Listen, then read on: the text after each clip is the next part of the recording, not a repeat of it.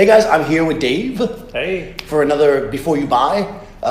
We're doing Dedolights, right? Yep. So if you guys don't know, Dedolights are, they produce a lot of different constant light sources. And of course, Dave's a filmmaker. So I love Dedolights. I'm going to say that up front. I'm going to give the disclaimer. These are some of my favorite lights. They're very unique in the sense that they use spherical lenses. Right, which is like right there. Right, so you may be familiar with Fresnel type lights that use the lenses on front with the concentric circles, which helps kind of make the light more even and smooth. This uses a spherical, which is, you may be familiar with that term because that's what camera lenses oftentimes use. So it creates a very, very smooth circle of light. That's really key. Yeah, and they also have many other efficiency things in them that we can talk about. Yeah, they're super efficient. Like for instance, this unit is called the DLHM4 300 because it kind of puts out the power of a 300-ish, even though it's 150. Yeah, 150 watts. I think the combination of the spheric lens, the like parabolic mirror behind the lamp inside, and the low power or low amperage or low voltage lamps. All those things are just more and more levels of efficiency over like a standard Fresnel. Yeah, exactly. And Dedo is I guess he's a director of photography. I guess is his official title. Yeah. And he won awards for this light when it first came out. Maybe in the future generations, I don't know, but the original ones for sure. And multiple of their lights too. Yeah. So there's a couple different configurations of the standard Dedolights. I use just the tungsten style ones, but Dave also has LED, one that we'll show as well. So there's this guy, as I'm showing. So essentially, as Dave mentioned, these are low voltage. They're 24 volt, right? This is a transformer on the bottom. So you plug this guy into an AC source, and it transforms it to 24 volt and powers the lamp inside, right? Pretty simple. The other version uses a separated, kind of like the LED uses. Kind of like this. Yeah, it uses a separate piece that then connects to the head. Right. The advantage of this style is that you can also plug it directly into a 24 volt source or swap to a 12 volt lamp and plug it into a 12 volt source. Right. So you can use like battery power with the light directly into it without having to have a sine wave inverter or something like that. Also, it gets the ballast you can have off. Right, it makes the light smaller. Yeah, this ballast, what they call the built-in ballast, is technically smaller than the ballast that they sell with I haven't got one here. Yeah, so. but this is technically actually smaller. I'm lying. I have one. Dave will talk. Okay. It's technically smaller than the ballast that they call inline ballast, which is the one that's like this, the cable connected. But it does have some disadvantages in that you can't take it off, right? It's permanently connected to there. Yeah, this is the inline. This is the one that I said I didn't have. Yes. But apparently I have. So you can see the size difference. Yeah. But this does have some cool features other than the fact that it's removed from the light. Right. Right, like you've got the mode switch here, so you can dial it in to 3200 or 3400 Kelvin. That's right. You can set it so that you're 3200, which is your standard tungsten, or you can like over ramp the light to make it a little bit brighter, but it also makes it more blue. Yeah, just a little bit, but it helps. Yeah, it does. And this also has a dimmer, and it's here, which depending on your configuration, where the light is and stuff like that, can actually be kind of difficult to get to. Yeah, exactly. So that's one reason why I like these. And you could run an extension to this too if you want to put it further away. If you have this in a weird position, sometimes the ballast does get in the way. That does happen, yeah. So, because the one with the inline dimmer, it's just this piece right here. Exactly. So it's like half the height almost. Yeah, it doesn't have this whole bottom part. To be honest, when I was first buying them, I didn't really know, so much. I hadn't used them a lot, so I didn't know. So I just bought this style because I figured one piece makes life simpler. But I think a mixture is often good to have in your kit. Yes. Yeah, and these are cheaper too. Oh, yeah, a little bit, yeah. Yeah, I think it's like $150 cheaper or something like that, or $200 cheaper. So I'm cheap, basically. Yeah. Well, so am I. Exactly. But the other advantage of this is there are other heads. So the reason why I have this, and I forgot, is I have the soft head, which maybe I'll grab when we start talking about the LED, which is like a softbox style head, which is actually really cool. We'll talk about that too. But so that's basically your options. So what's cool about these though is because they're 24 volt, there's very low draw. So you can actually see, I think I have this one plugged in, right? Yeah. Yeah. So you can see the cord I have this thing plugged into. This is like the lamp cord that like your grandma might have on in her house. You know, they don't draw a lot of power, so you can actually run them off. You know, small cords like this. You don't have to carry big, huge cords because of the low draw. You know, it makes it a lot easier. Yeah, at 150 watts too, you can have several of them on the same circuit, same standard household circuit, and you'll be fine. Yeah, 150 watts is not so much draw. Once you know, 3 of them, let's say, for its typical 3-point lighting, is going to give you 450. That shouldn't blow anything unless they've got like microwave, refrigerator, and they're drying their hair. Also on the same. Also, yeah. Well, the microwave, I think it's like what 1800. Or yeah, microwaves are nuts. Yeah, microwaves suck a lot of them. But and this also it's focusing. Oh yeah. That's the obvious part. The other cool and feature. the focus is really, really tight, and the circle of light is very tight. Yeah. It's pretty bright in here, so we're not going to fire these up right now. But we've used these a bunch. If you've seen any of the videos that we do for Adorama, where we're live, we use these a lot to throw patterns in the background, which I guess would be something we can talk about. Yeah. So another cool feature of this is the projector. This has the standard 85 millimeter lens on it. This allows you, you drop it on the front of the light. It allows you to throw patterns. Or throw a circle of light, a very small circle of light, which is going to give you a lot of very, very particular focusability. Like let's say you're doing a product shot and you want to just light up, the logo of something. You can get a tiny, tiny circle of light with this that will give you that control, right? So, is that the eye light? This is because you've got. Yeah. So you got the framing shutters, so you can get slices of light, which is really cool. Yep. You can put 4, up to 4 into. Yeah, there is a version of this that only has framing shutters and they're built in, but you can't put the other accessories. You don't happen to have the iris anymore. I do not have the iris handy. There is an iris as well. There is an iris, which is really cool. So if you want to get super pinpoint, like spot of light, we could pretty easily actually light up just this little dot of the logo. Yeah. With the iris in the projector. It's exactly. Really, really cool. Yeah, there it is. Yeah. Thanks. So you have control. It's just like a camera iris, same thing, and you're just kind of. Yeah, and it just controls the spread of light. You can see how tiny that dot is. Yeah, super small. And of course, like I mentioned, you can do patterns. I'm putting it in front of myself so that you can see it. This is a window pattern, shade pattern. These are cool. I like these. The soft spots. Yeah. These are another interesting thing that you can do with it. You can kind of see there's like a semi-clear spot in the middle. Yeah, like it diffuses the light. It's like diffused everywhere. Except the center. Except the center, which I think part of that is because it's melted a bit. Yeah, it melts a little bit. But yeah. That is actually, that's part of the eye light system. So this is like if you want to shine it, use it like for a noir type thing, you throw this bad boy on the front. It holds those. Yeah. And you can basically shoot it just at somebody's eyes, so that little slice of eyeball light, which is actually kind of fun. And I'm pretty sure I used this actually in one of the very, very early onsets, so we did a noir portrait. I'm pretty sure I used a Dedo for that. Dave wears a pretty cool hat. So if you want to see that as well, that's pretty cool. Could you get me the soft head? It should be wrapped in the little. We also have Seth here. Seth is over here outside. Assisting. Yeah, thanks. That's it. Yeah. Okay, so this is cool because it's so small. Like when. Yeah, this is the soft head, and it's actually in a. One thing Dedo does that's really smart is they think about how you're going to actually use this stuff. This is actually a heat-resistant case, so if you came off set and this thing was like piping hot, you can just throw it in here, and it'll be fine. But what they do here is, this is actually for a softbox. You can see that it's got standard softbox. And depending on the size of your softbox, you can stretch it out. And what's cool is it drops the light source in the center of the box, more or less in the center, and throws the light all around, giving you a very even coverage and actually more light out of the box than you would get if you were blasting it from the back with a regular light.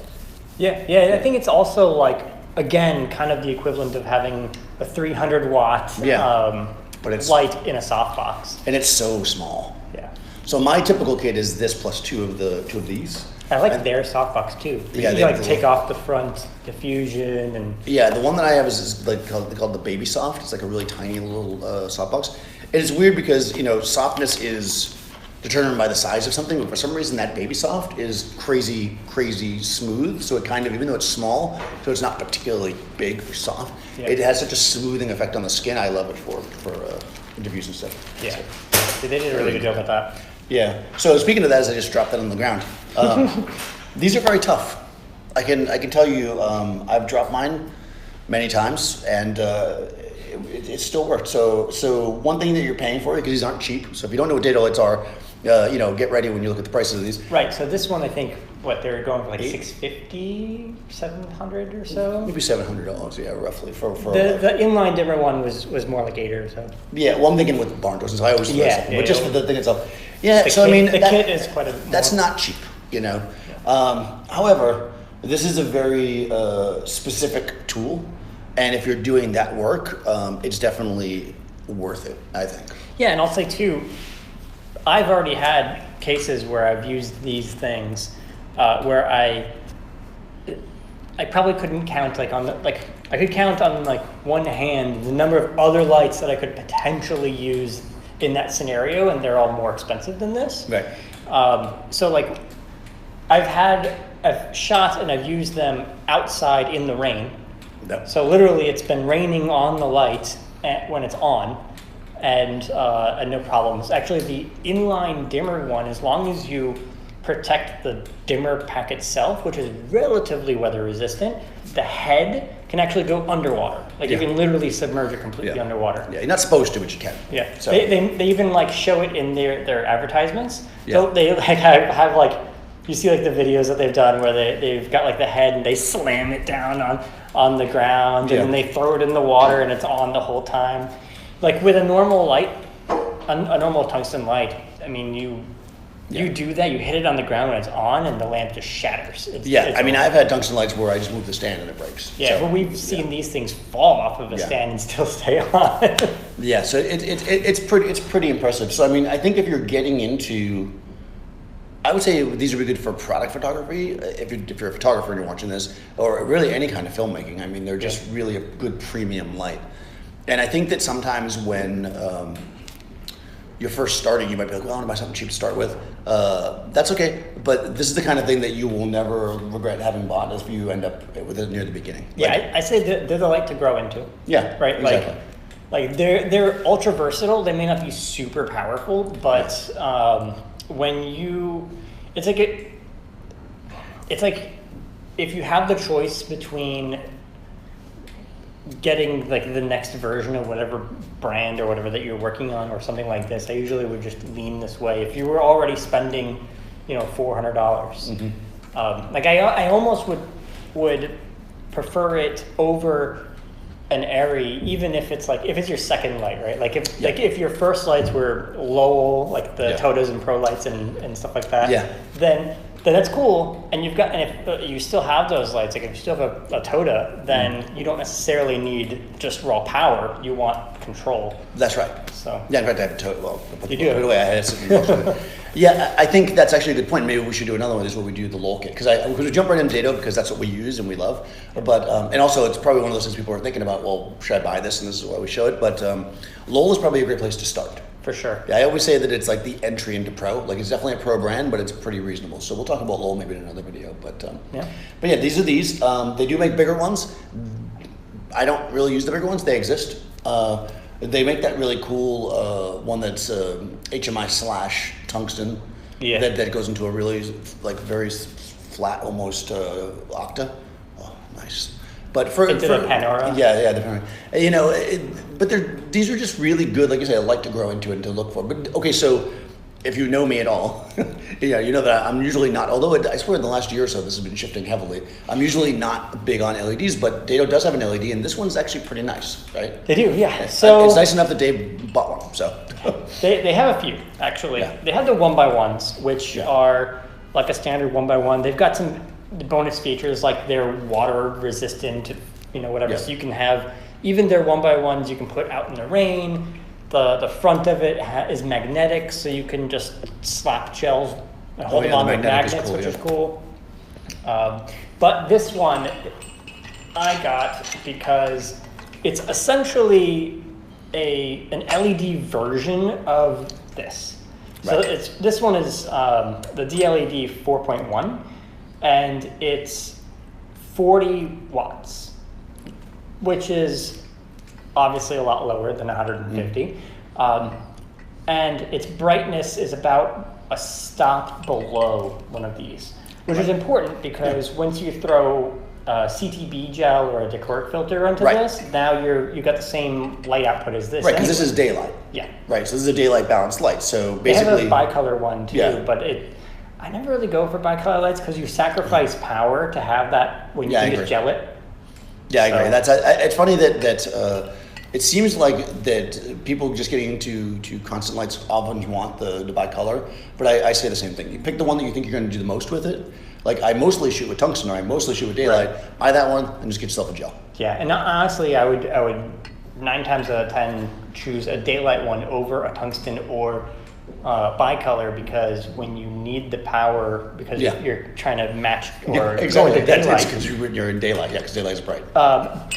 The only exception to this is something like an RGBW, but there's no RGBW yet. Exactly. Or I say that in like the little lights that go on top of your camera, I like bicolor for those because you're running around with those. Those are the but I'm talking about this kind of light. For this particular thing. Also focusable like the others. Makes the body extend, which is a little weird. Yeah, it is, right? But cool. It does what it does. Yeah, it works. But now, is that because, and I guess it is because there's no like parabolic mirror in the back. Right, there's no mirror. You can actually kind of see the LEDs. LED a bit. Yeah. I don't know if you can see it. Yeah, you can. You probably see that. You can see it a little bit. You can see the LED itself, and as I zoom in, it gets further back in there, which causes it to be a tighter beam angle. Right, that's your beam angle. Yeah. So in the way these work, there's a mirror. So the light and the mirror move back and forth, changing the thing. So actually, it is moving. It's just inside. Yeah. Yeah. So these are cool. So they use the same accessories, right? Yep. So the front is the exact same size and even has the same mechanisms, same barn doors, and that rattling sound you hear is not the light itself, but actually this. Yeah, that's super useful. Which I got with it. Yeah. So I lost mine. I forget what they call this piece. It's like a shield or something, but it's supposed so you don't get the light that spreads around the outside. The Dedolight shield. Yeah. Yeah, which, like he says, it stops the light from going that way. Which makes a big difference when you're using a light that's a very tight light and you're in tight spaces and you're trying to really control it. You don't want this light spraying around. Yeah. If you want like the maximum control, I mean, these lights literally, for a company to have something like this, a metal ring that stops like 3 or 4 millimeters of light from escaping, you know that they're all about precision. Precision is key. Yeah, that's basically what data is. That is actually right. That's a good way to say it. So yeah, I mean it's kind of crazy. Yeah. And again, this has the ballast. Yeah. You can actually get. They sell a bicolor light and a bicolor ballast, which are separate. You can kind of see where they would have the bicolor dial, where this is power and this would be the color temperature. Yeah, I think when I had a set and I was borrowing with them, they were bicolor. But I agree, I would go with daylight in most cases. Yeah, but I think the bicolor ballast can be used with the daylight one and still give it the full power. Like it's capable of doing both. It's just, so it's a little bit more expensive, but if you think you're going to use it, then in the future or whatever. I mean, it's pretty straightforward. It actually, I find that this ballast is a little bit smaller than the tungsten one. Yeah, it is actually. I wonder why. Yeah. Well, probably the LEDs might be. I think lower power and all that too. Lower power, yeah. So. Yeah, so you're talking about when he says half. Well, one stop is basically half the power. Yeah. So when you throw a typical blue gel on the front of one of these, it's going to eat about a stop. So it kind of balances out, like you said. I think that's a good point. What's the price point on that? Like $1,500? Yeah, something like that. It is quite a bit more expensive than the tungsten. But that's LEDs in general. We'll put a link in the description so you'll know everything. What you're getting for that is because it's lower power, you can have them on a circuit that's even more flooded with other stuff. That's right. And in addition to that, the focusing actually is a longer range. Oh, you can focus it tighter and go wider than the tungsten one, which is kind of crazy because this is already like I forget what it is, like a 7-to-1 or 10-to-1, something like that. Yeah, it's crazy. Like it focuses. It doesn't focus super wide, but it focuses narrow, like super narrow. Yeah. So that makes the ratio of its like tightest and widest, larger than most every other tungsten light. For sure. These that's like their selling point to me was the tightness of the focus. Yeah, versus the that range basically. Yeah. I think at its widest it's like 50 something degrees or whatever, which is not super wide, but it's wide enough for most. Yeah. Like again, it's a very. You're probably not flooding the scene with light with this. It's not that strong. Yeah, so but for me, that's why it was. But they do also have the wide angle adapter, yeah, which so is kind of funny. yeah. It's literally a wide angle lens that you just like a camera lens almost. That you just like slap on and it makes it go wide. And you can use that on this one as well. But this one does focus. I mean, I wonder, I just said that I wouldn't be doing that, but I guess now, I mean, as technology is getting better and better. Yeah. I mean, if you look at like cinema cameras, right, they're usually like around the 800 ISO river base, right? But roughly. But a lot of people are shooting now with small mirrorless cameras, and they can go much higher, much easier. Well, that's part of it, right? Like, so, I mean, in a way, they don't necessarily get rid of the need for an HMI or something on set. Right. But if you're doing an indie film or a web series or something, where if you're renting, especially even, I mean, that's they're gonna be a little hard to find when you rent, but they're useful, or even more useful now than they ever have been, because cameras are more sensitive. Yeah. And you can still get a clean image with it. So Yeah, and that's what's great. So I mean, of course, that also just keep in mind, because whenever I say that, I always have to throw out a disclaimer. As long as you're not battling other light. yes. Because obviously, if you're somewhere where it's bright, you can't go to a super high. That's when you need more power. Yeah. That's when you want to break into. Yeah, and again, it's like these. I mean, 300 watt. This is because this is the thing, right? It's a stop glass, but it's not as low power as like an Arri 150 is. Right. Because It of can- the efficiency. Yeah, I guess, right? Like there's something in there that's. Yeah, it's very interesting. Yeah, but it's if you need roughly a 300 watt light, but you need that flexibility, I think. Yeah. That makes sense. Yeah, I mean it's an interesting place to be, because you can use them. Like I have the Road Rags kit, and you can put a bunch of other modifiers, but even throwing them into diffusion and to like the softbox, not the mini soft, it's like these uses to be able to do them all with one little light and not have to have several other different types of lights for particular uses. Yeah, exactly. Versatility. When you have a small kit, these are great if you're. I mean, I'm sure they use them on big sets too, but to me, it's great as a small kit for like a single person running out there, or two people or whatever. One small roller bag can fit 3 lights, 4 lights, whatever, and you're off and running. Yeah, and they do have big, expensive lights too. They've got HMIs, which actually their HMIs are really ridiculous. Their 200 watt HMI is the same body as this, but it's an HMI. Dedo is really, I get excited when I see Dedos. I am a big fanboy. I'll give you that. I love these. When I started using them, actually that's when I went through my constant light phase. I basically had started shooting everything with constant lights, and that's when I wanted to try a lot of different things, and I moved to these, and I was like, oh yeah, these are the guys. Yeah. Because they're so useful for so many things, and again, I guess that's it, right? These are like a step up. So pretty much during the series, so because we haven't done that many of these yet, so I've been done I think 4 with Seth. I've mostly been targeting stuff that I use, which is generally on the higher end, especially lighting. If you know anything about me, you know why. But we'll definitely tap into some other stuff, because Lowell is also very good, like we said, and there's also like things like Kino Flow that have a different kind of. Oh, I do want to point out a couple of things though. Oh yeah, sure. To keep in mind with the tungsten ones, I like making all kinds of noise.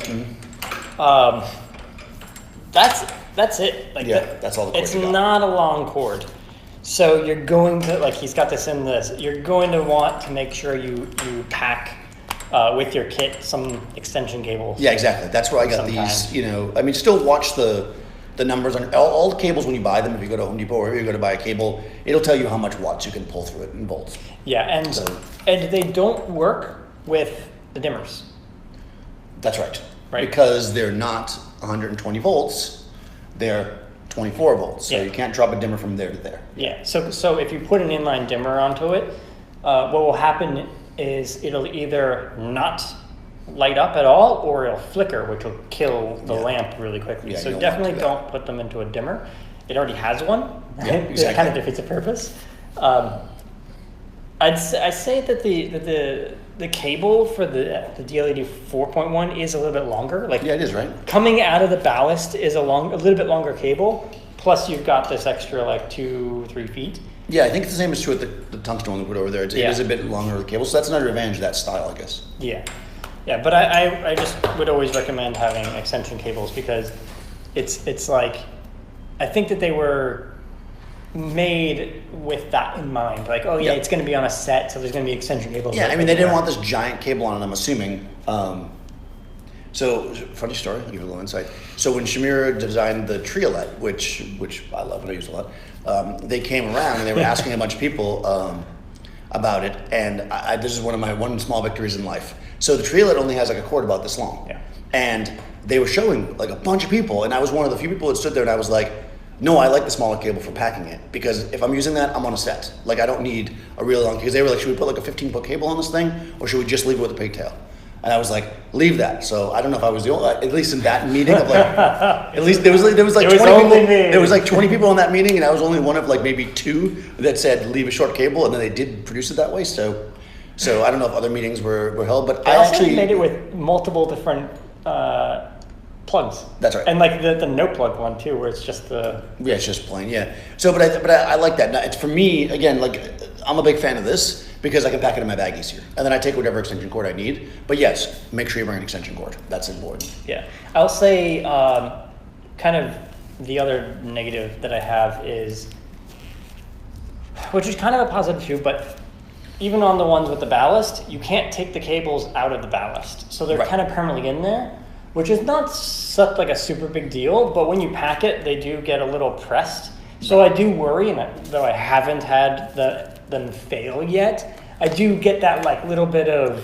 Yeah, that's true, and especially on this end, they probably could have put like an XLR or whatever 5-pin on both sides. Yeah, because there's an XLR here. Yeah, plugging it into which actually would have been cool because you could have switched cables out. Yeah, then you just swap a cable, you get a new cable, and you're done. So I don't know why they didn't do that. I'm assuming cost. Yeah, but it's just. There's one minor gripe that I have. No, that's true for a premium piece of equipment. Like same with this. I wish why isn't that just an XLR? That would that couldn't be XLR. That would have to be. Yeah, but I wish it was like even the like. Oh, like a battery has or something. Or no, because it'd be like the standard plug, you know? Yeah, right. So. Yeah, that would be interesting actually, like a male. Or like a computer monitor plug. Oh my god, one of those like recessed males. This is, well, I'll age myself. Recessed male plug, old Speedotrons. Oh. The old Speedotron packs used to have, like a male on the end of the plug. It was, this.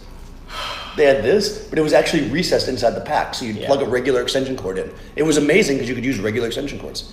And then I think they figured out that people would pay a lot of money for a special cord, so they stopped doing that. But like, you literally could plug any extension cord into it. No, I mean like a computer. Yeah. Which I guess is kind of the same type of thing anyway. Yeah, AC3. Yeah. AC3. Yeah, so that's But it probably would have taken up more space. And also maybe with water resistance in this part. Yeah. So who knows why they did things? I'm sure that whenever you're looking at something and you have like your own little you're like, reasons. But I would have done this. Yeah, I mean sometimes sometimes you're right, but I think a lot of times they thought about that and they were just like, nah, I don't think that's good. Everything has trade-offs. I think my biggest thing, like looking back on it now that I've had this for a while, is I probably would invest in, if I was getting a kit, a mixture of them. Like I said, because sometimes this can get in the way because it's so big. Yeah, and the I love the simplicity of it, but I think the awkwardness too, the mount is on the side. Yeah. It's useful for a lot of things, but sometimes if you have it on a C-stand and it's like on a 650 pin, it bumps the knuckle a lot. Like, it very limits you. Yeah, this is great when you're putting on clamps. Like you want to put it on a Methylene or something, But you see their thought process changed when they went with this one. Yeah, I really like that. Because they knew a lot of people were putting them on like C-stands and regular light stands. And so now this stops it from really getting in the way. I mean, you can't point it straight up, like exactly straight up, which you can actually do with these guys. Yeah, exactly. Well, and this also the other kind of cool thing you can do with this, although I never do it. Right, you can go sideways. You go sideways with it, yeah. I mean, you wouldn't do that like on a clamp or something. Which is also useful if you have it on a pin, because then you can pivot. So yeah, there's basically a lot of options with these. So yeah, that's Dedolight. Maybe we'll do one with Lowell next Hot Lights, because I think Lowell is a good place to start if people haven't gotten into the Hot Lights, unless you think of something else. I mean, you can always start with like photo floods and stuff, but I think Lowell's a good entry into professional. Yeah. So thanks for watching. Be sure to subscribe. Follow Dave Bruska on YouTube for awesome videos. And ring the bell, and I'll see you next time. Yeah. Dave's going to take 4, my light. And it's going to fall into little pieces? Yeah, probably. Because mine are really beat up. You can see that mine are beat up and Dave's are not, so I don't know what that says about us.